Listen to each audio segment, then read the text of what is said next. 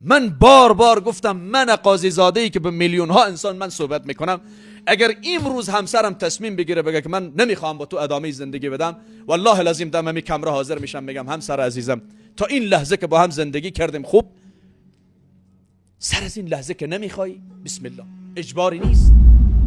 والله العظیم که خداوند از فوق آسمان ها برای پیامبرش آیات نازل میکنه که ای پیامبر، تو هم که پیامبر هستی، عظیمترین انسان هستی، شایسته ترین انسان هستی، با اخلاق ترین انسان روی زمین هستی، به همسرانت بگو اگر نمیخواهن با تو زندگی بکنن، راضی نیستن از این زندگی با تو، راهشان باز است. تو یک اعلان امروز در افغانستان بدی برای 24 ساعت یا 48 ساعت، بگویید نظر به حکم خداوند، نظر به نص صریح قرآن، هیچ زنی مجبور نیست ازدواج تحمیلی رو تحمل بکنه، ازدواج اجباری رو تحمل بکنه. کسانی که نمیخوان با شوهرانشان زندگی بکنن آزادن از نظر حکم خدا و رسول. و تو باز ببین که چی اتفاقی در این جامعه میفته. نمیتون مجرد میمانید. دخترکی مگر همینجا رو قبول داری خب نداری عاقد میکنم. والله هرگز عاقد درست نیست در جایی که حق با دختریت است، در جایی که حق با پسریت است، در جایی که دین برش حق داده، همون دینی که این جایگاه پدری و مادری رو برای تو داده، همون دین این صلاحیت به حق برای فرزندت داده. آبرو داریم، ما عزت داریم. به خدا اگر تو آبرو به عزت می داشتی چنین اشتباهی رو نمی کردی. اگر تو آبرو به عزت می داشتی کاش در کنار آبرو به عزتت انسانیت هم می داشتین، رحم و شفقت هم می داشتین، مهربانی هم می داشتین، حداقل به حق فرزند و جگرگوشی خودتان ظلم نمی کردین. در این روزها یک ویدیویی در صفحات مجازی و مدیا و رسانه‌ها دست به دست میشه و مطمئن هستم بسیاری از شما عزیزان اون را دیده اید. ازدواج یک مرد مسن یا به اصطلاح 60-70 ساله با یک دختر تقریبا ممکن شاید بین 14 و 15 الی 16 ساله. والله العظیم که آثار حزن و غم و اندوه و مصیبت در چهره این دختر تماشا میکنید، اون هم در روز عروسی. میخوام چند نکته کوتاه خدمت شما عرض بکنم.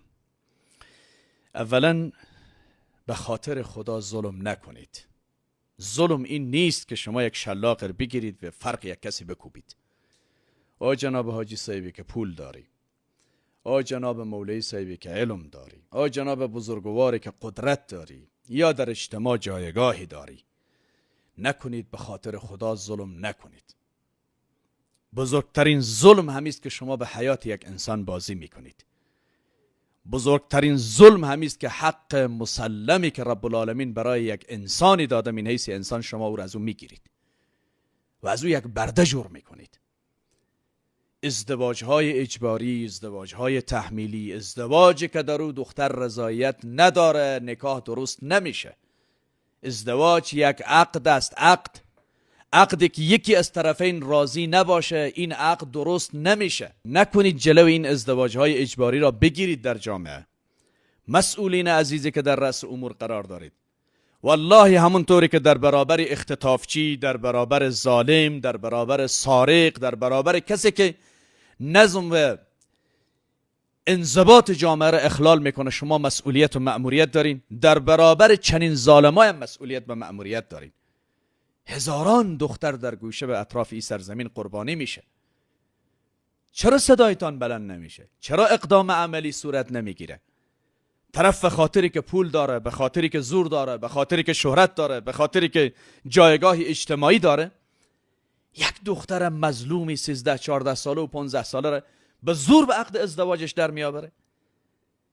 والا سید میگه پدرش راضی بود، وکیلش راضی بود.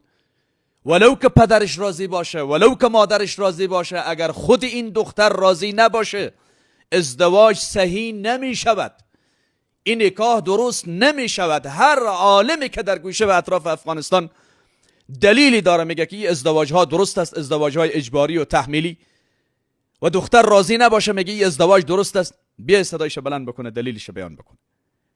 نکنید. به نام خدا، به نام دین، به نام اسلام ظلم نکنیم، سوی استفاده نکنیم. او طفلک نازنینی که هنوز نو پا به عرصه جوانی گذاشته، هزاران آرزو و رؤیا در سر دارد، ما با چنین اقدام اشتباهی، با چنین انتخاب اشتباهی، با ازدواج اجباری و تحمیلی تمام حیات او رو در باد میکنیم. هیچ ظلمی بالاتر از این نیست، هیچ جنایتی بالاتر از این نیست و هیچ ظالمی ظالمتر از این پدر و مادری نیست که با حیات فرزندش بازی میکنه و هیچ برادری ظالمتر از این برادری نیست که با حیات خواهرش بازی میکنه. چرا میگویید عقدی نکاح، عقدی ازدواج؟ ازدواج یک عقد است. والله العظیم که خداوند از فوق آسمان ها برای پیامبرش آیات نازل میکنه که ای پیامبر، تو هم که پیامبر هستی، عظیمترین انسان هستی، شایسته ترین انسان هستی، با اخلاق ترین انسان روی زمین هستی، به همسرانت بگو اگر نمیخواهن با تو زندگی بکنن، راضی نیستن از این زندگی با تو، راهشان باز است. این زندگی تحمیلی نیست، اجباری نیست. چه فرقی است بین این ظالمی که با حیات یک طفل 16-17 ساله بازی میکند و با او کسی که با یک مرمی یک طفل 16-17 ساله را میزند؟ او که همون لحظه درد و رنج احساس کرده از دنیا رفته، تمام شد، ولی ای که یک عمر باید در این آتش بسوزد و تو پدر نگاه بکنی و تو مادر نگاه بکنی و تو برادر نگاه بکنی که خواهر دخترت فرزند جگرگوشه در آتش و در تندور میسوزه. والا سیب مجبور بودیم و عرف ما چنین است و سیب از مجبوری این کار کردیم و دخترک والی صلاحیت داره که دختر خور به هر کسی که دوست داره بده. هرگز اسلام چنین صلاحیتی نداده برای والی که از صلاحیت های سوی استفاده بکنه. پیامبر که پیامبر است، از دخترش وقتی او رو به ازدواج میدن مشوره میخواه، نظر میخواه که دختر عزیزم راضی هستی یا نیستی. دختری نزد رسول الله میاد میگه یا رسول الله من راضی نیستم به این عقد، پدرم میخواه مرا به زور به برادرزادهش، به عقد برادرزادهش در بیاورد. رسول الله صلی الله علیه وسلم میگه حق با تو است، پدر چنین حقی نداره. من متحیر به این هستم که چطور ما مسلمان هستیم، نماز میخوانیم، روزه میگیریم، قرآن هم تلاوت میکنی، ولی به همین قرآنی که تلاوت میکنید اعتقاد و باور ندارید. همین قرآن میگه همسران پیامبرم حتی مجبور نیستن با پیامبر زندگی بکنن. تا چی برسه با یک دختر 16-17 ساله را که شما بر میدارید با یک مرد نسواری سیگریتی، با کمال احترام به عزیزایی که سیگریت میکشن، نسوار میکشن، پان میزنن، چرس میزنن. یک نونهال، یک دسته گلی که او هزاران آرزو به رویا داره، هنوز تا به حالا نمیفهمه، اصلا معنا به مفهوم زندگی را نمیدانه. حالا سیب عرف ما همی است، رسم ما همی است، دین به ما اجازه میداد. کی گفته که دین به شما اجازه میداد؟ و هر کدام هم دلیل داره. والا عایشه صدیقه رضی الله تعالی عنها با رسول الله به سن خردسالی ازدواج کرده. اولا خود شما اگر کل اون روایات کنار هم بگذارید، اونگاه در میابید که عایشه چند ساله بوده با رسول الله ازدواج کرده. و ثانیاً همین عایشه اگر عیانا فرض مثال به حرف شما خورد بوده که الله تبارک و تعالی آیات نازل میکنه، ای عایشه، ای حفصه، ای همسران پیامبر، اگر دوست دارین با پیامبر زندگی کنین، ندارین راه باز است، هیچ کسی حق نداره به سر شما تحمیل بکنه. اگر راضی نمی بود با رسول الله صلی الله علیه وسلم، ازدواجش علیاذ بالله به تعبیر شما اجباری می بود یا به خردسالی صورت می گرفت، که عایشه دیگه نمی نشست بعد از نزول این آیت در خانه رسول الله. یا ایها النبی، ای پیامبر، قل لازواجک، بگو برای همسرانت، بگو برای عایشه رضی الله تعالی عنها، حفصه رضی الله تعالی عنها، ام سلمه رضی الله تعالی عنها، بگو برای همسرانت، ان کنتن تردن الحیات الدنیا و زینتها فتعالین امتعکن و اسرحکن سراحا جمیلا. راه برای شما باز است، تو مجبور نیستی آغوشی که دوست نداری در آغوش بخوابی. و بعد از نزول این آیت پیامبر به همسرانش میگه که این حکم خداوند است، من همی هستم، زندگی من همیست، امکانات من همیست که شما میبینید. اگر دوست دارید با من زندگی بکنید، به خدمتشون. اگر نمیخواهید با من زندگی را ادامه بدهید، برید با فامیل هایتان مشورت کنید، راه باز است، شما مجبور نیستین. تو یک اعلان امروز در افغانستان بدی برای 24 ساعت یا 48 ساعت، بگویید نظر به حکم خداوند، نظر به نص صریح قرآن، هیچ زنی مجبور نیست ازدواج تحمیلی رو تحمل بکنه، ازدواج اجباری رو تحمل بکنه. کسانی که نمیخوان با شوهرانشان زندگی بکنن آزادن از نظر حکم خدا و رسول. و تو باز ببین که چی اتفاقی در این جامعه میفته. نمیتون مجرد میمانید، در و در و خاک به سر سرگردان. چرا؟ چون بسیاری از این ازدواج ها مصلحتی، والا سیب مصلحت ایجاب میکنه ما می کار انجام بدیم. ازدواج های اجباری است، تحمیلی است، پدر و مادر پایش به یک کفش کرده. دخترک مگر همینجا رو قبول داری؟ خب نداری عاقد میکنم. والله هرگز عاقد درست نیست در جایی که حق با دختریت است، در جایی که حق با پسریت است، در جایی که دین برش حق داده. همون دینی که این جایگاه پدری و مادری رو برای تو داده، همون دین این صلاحیت به حق رو برای فرزندت داده. کدام دینی دیگه نبوده، کدام خدای دیگر نبوده. نفرین بر عرف و عنعنات و رسم و رواجی که در تخلف با دین خدا قرار داشته باشه. نفرین بر کسانی که به نام عرف و عنعنات دین خدا را خدشه‌دار میسازن. کل زندگی یک انسان در باد و برباد میکنین. یک عمر او باید والا بسوز و بساز. دختریم آبرو داریم، ما عزت داریم. به خدا اگر تو آبرو به عزت میداشتی چنین اشتباهی رو نمی کردی. اگر تو آبرو به عزت می داشتی، کاش در کنار آبرو به عزتت انسانیت هم می داشتین، رحم و شفقت هم می داشتین، مهربانی هم می داشتین، حداقل به حق فرزند و جگرگوشی خودتان ظلم نمی کردین.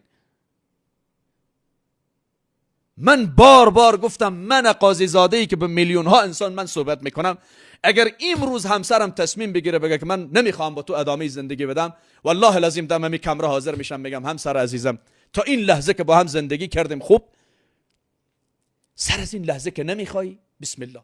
اجباری نیست، اکراهی نیست، تو مجبور نیستی با من بسوزی و بسازی.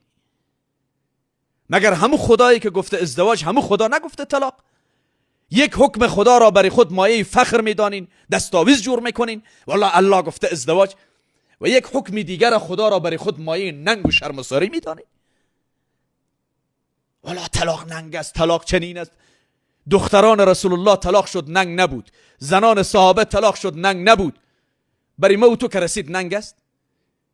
اصلا بیننگی و بیغیرتی اون است که تو یک عمری با اختلاف و نزاع و کش و جنجال و دعوا زندگی میکنی. تو با حیات انسان بازی میکنی، مرتکب ظلم میشوی، مرتکب پایمال کردن حقوق جانبین میشوین. بیننگی این است. پایان تلخ به مراتب بهتر است از یک تلخی بی پایان.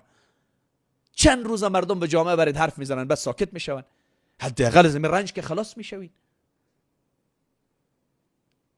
دختران عزیزم، جوانان عزیزم، فرزندان عزیزم، نوجوانان عزیزی سرزمین، در جایی که خدا و رسولش برای شما حق داده به نص صریح قرآن و کتاب خدا و سنت رسول صلی الله علیه وسلم، برای هیچ کسی حق ندید که حق را شما بگیرد، پایمال بکند.